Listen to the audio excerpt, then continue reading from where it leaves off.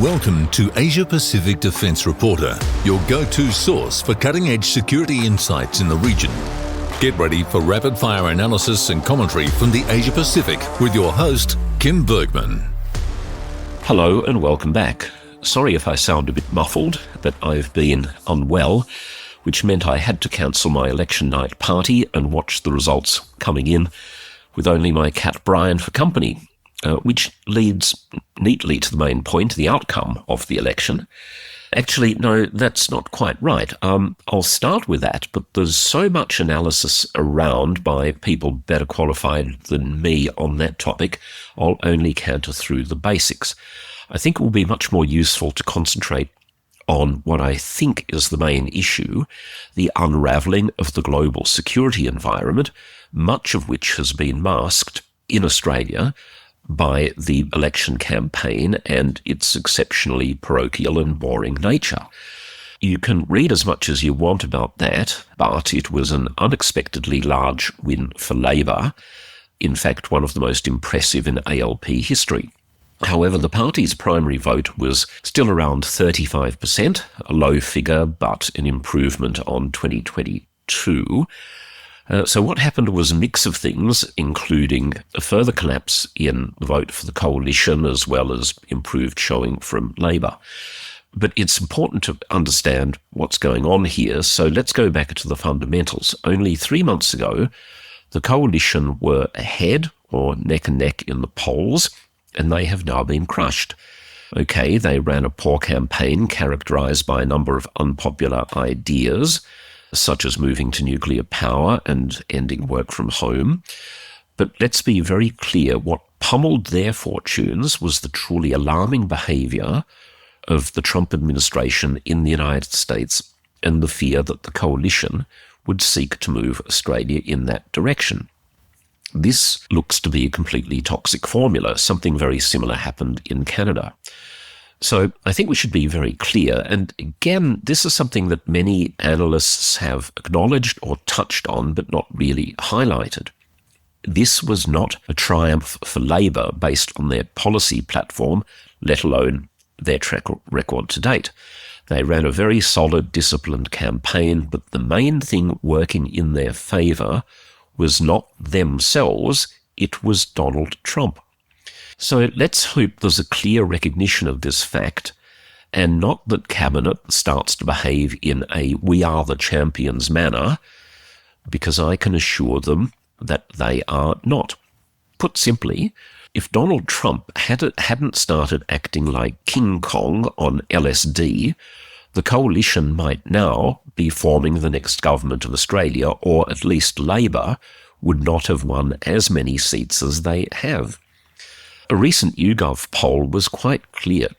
2/3 of Australians say the United States can't be trusted as a security ally, and people want to develop a more independent defence capability, a dramatic shift since President Donald Trump reclaimed the White House.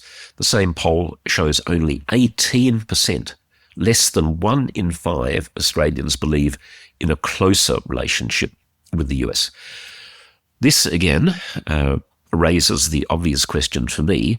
With such a strong majority of Australians clearly wanting a more independent defence and foreign policy, why would any government in its right mind want to double down and get even closer to the Trump administration? A very big question, for me the central question, is now whether a re-elected second-term Albanese government with a thumping majority can grow a spine and start standing up to the US. Well, let's just see what unfolds. I'm deeply concerned about the state of the US as an ally, but before getting into the further detail of that, has anyone seen the news that the White House has issued a doctored image of Trump as a pope in full regalia? This is while mourning continues for the late Pope Francis. This is the world we live in. The President of the United States, leader of the world's richest and most powerful nation, has quasi-religious fantasies about becoming the leader of the Catholic faith. I wonder how our re-elected Prime Minister and Defence Minister are contemplating relying on such a person as Australia's security guarantor. And by the way, in the last few hours, he's again repeated claims of wanting to occupy Greenland. Now, and this is some doom and gloom stuff, I'm sorry for that, but we have to talk about Trump's ruinous tariffs, particularly on China. Having managed to bankrupt 6 businesses during the course of his career, it now looks like he is applying those same skills to potentially bankrupting the US. Let's go down memory lane and remember the last time the United States undertook something similar, the ruinous Smoot Hawley tariffs of 1930.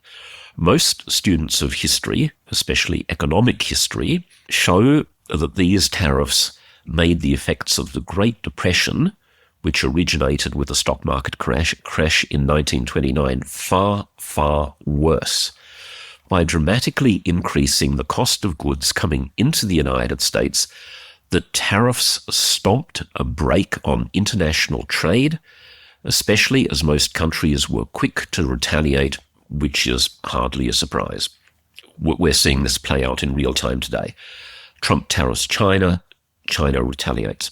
The consequence of worsening economic conditions were a key feature to propelling Adolf Hitler to become Chancellor of Germany in January 1933, and the rest is well known. World War II, the Holocaust, the devastation of much of Europe, untold misery and destruction, tens of millions of dead. However, in our region, the strategic consequences of Smoot Hawley were felt more quickly and with equally catastrophic consequences, but few people seem to be aware of the history. I refer to Japan's seizure of Manchuria in 1931. So pour yourself a nice cup of tea or a glass of wine, and I'll explain the consequences of a tariff war gone wrong. Quick history of Japan opening up to the West. Admiral Perry's black ships arrived in Japan July 14th, 1854, and at gunpoint forced Japan to open up to trade and engagement with the West. The Meiji Restoration occurred in 1868, and that led to a remarkable phase of extremely rapid industrialization of Japan, and also a shift in Japanese culture and politics to being much more Western-oriented. In 1894, the brief Sino-Japanese War ended with the Treaty of Shimonoseki, and that effectively meant that Taiwan and Korea fell under Japanese rule. This is such a compressed history, but you'll understand why I have to just narrow it down. In the case of Taiwan, that went relatively smoothly, but in the case of Korea, it did not. Reason why? The Koreans fought back, to which the Japanese reacted with extreme harshness and brutality that went on for many decades because the Koreans continued to resist, right up to the end of Japanese occupation in 1945. We'll take a small diversion down the Korean path because I find it personally interesting and because it's still largely unknown for many people. Now, I'm giving you 2 perspectives. From the outside, Japan was becoming modern and progressive extremely rapidly, and the collective behavior of the government tried to mimic the behavior of Western powers. They saw that most of them had colonies, and so they were partially motivated to do the same thing with Taiwan and Korea. Following the Western model, they developed infrastructure in both countries and also spread the benefits of education, particularly to lower levels of society. We can now set Taiwan to one side in this narrative, though keep it in mind because of its major importance in the current international dynamic, and I might come back to it in a future podcast if I have a chance. Suffice to say, it's Taiwan's development for the period I'm focused on is completely separate from that of mainland China. Now, I don't have time for an exhaustive history of Japan's relationship with Korea over the centuries, which is fraught and characterized by 2 previous Japanese invasions and on-again, off-again relations until the Japan-Korea Treaty of 1876. In a remarkably short period of time, Japan had also modernized its military. Korea had not, and Japan was able to force the country to open up to trade. This was at a time when plenty of Koreans wanted to become even more isolated, not less, and they were very harsh to outsiders, particularly Christian missionaries. Around 8,000 or so had been killed over a couple of decades. In turn, this should not be regarded as a surprise following the Taiping Rebellion in China, which ran from 1850 to 1864 and is widely regarded by historians and demographers as the most brutal and costly war in human history, claiming 60 million lives, or around 10% of the entire population. This was caused, or at least influenced by, Christian missionaries, because one of the protagonists believed that he was the younger brother of Jesus. He in turn convinced his crazed followers that their enemies were not in fact humans, but they were demons pretending to be humans. The consequent savagery is beyond the imagination, believe me, even of today's horror movie script writers. Now, bear with me, there's a point to this, and I'll get to tariffs in a moment. Korea was at that time quite weak, and Japan became the dominant power, quickly increasing its grip on the country.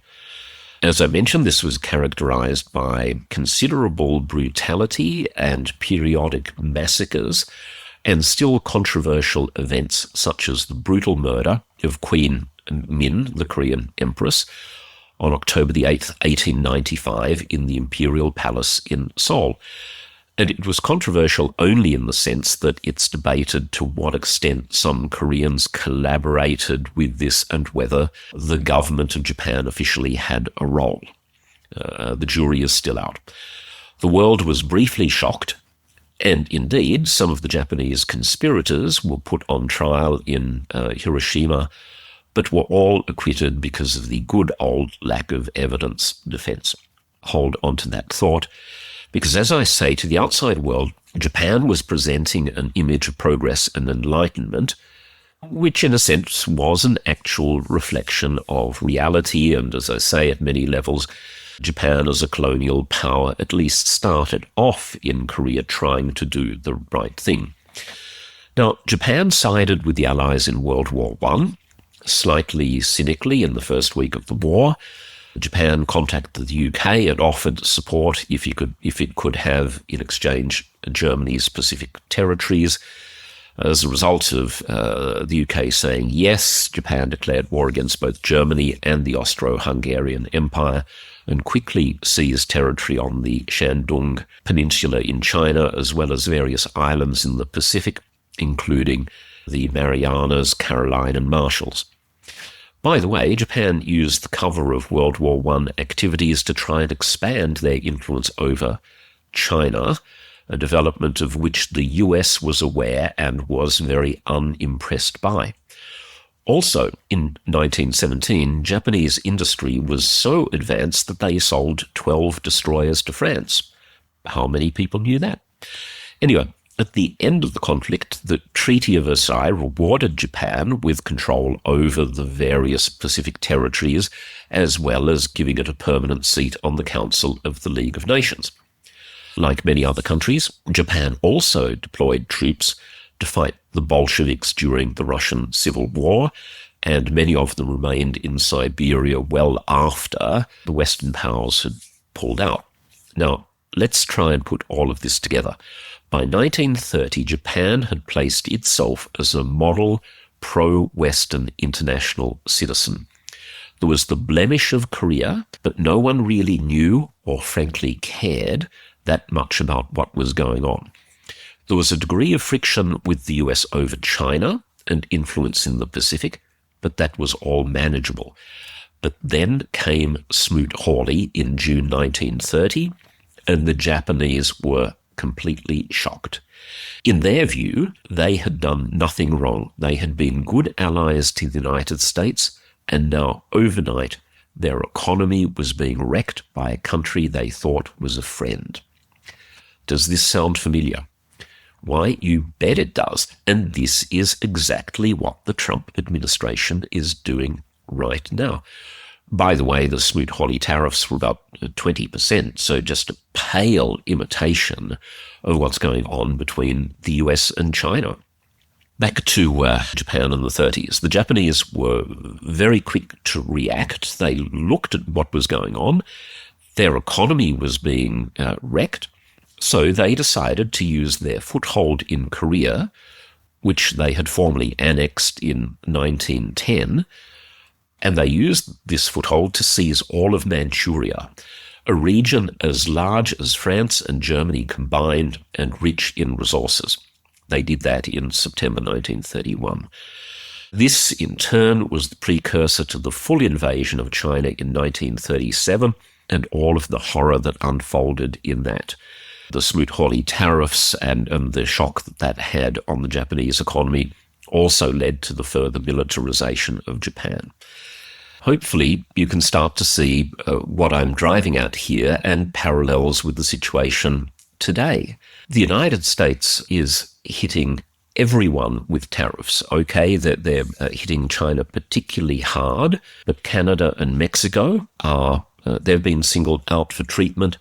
All of us have been hit by the 10% plus the 25% on aluminium and steel. The vast majority of countries were allies, close friends of the United States, and we are being punished for no particular reason. As I've said in a previous podcast, the messaging from the White House keeps on changing. We are told one day that the tariffs are to bring industry back to the United States. That's not going to happen. Then we're told it's so that the United States is going to negotiate a whole lot of bilateral deals. President Trump claims that that is happening. That appears to be just a myth that's been created for his own supporters and for the compliant US media. And I'm really concerned that the world is running out of time, just as I'm running out of time for this podcast. Now, this current tariff war might have the most fearful consequences, and we all need to be aware of this right now. Australia's role should not be to aid and abet this madness with some half-baked minerals deal or even greater military cooperation. Our response should be a careful, very polite distancing from the policies of Trump. Otherwise, the new Australian government risks aiding and abetting the complete unravelling of the rules-based order. If that happens, we are all in very deep trouble, and no amount of post-election backslapping and self-congratulation on the part of the new Australian government will change any of that. By the way, on the domestic policy front, I again would really, really hope that the incoming government, emboldened by the majority that they've got, will look at increasing defence expenditure right now and not at some very distant point in 2027 or 2028. I fear that the security environment could unravel much, much faster than that. Sorry to end on such a gloomy note, and hopefully I'll be back to speaking normally next week. Thank you very much for listening. Goodbye for now, and see you next time. That's today's Asia Pacific Defence Reporter.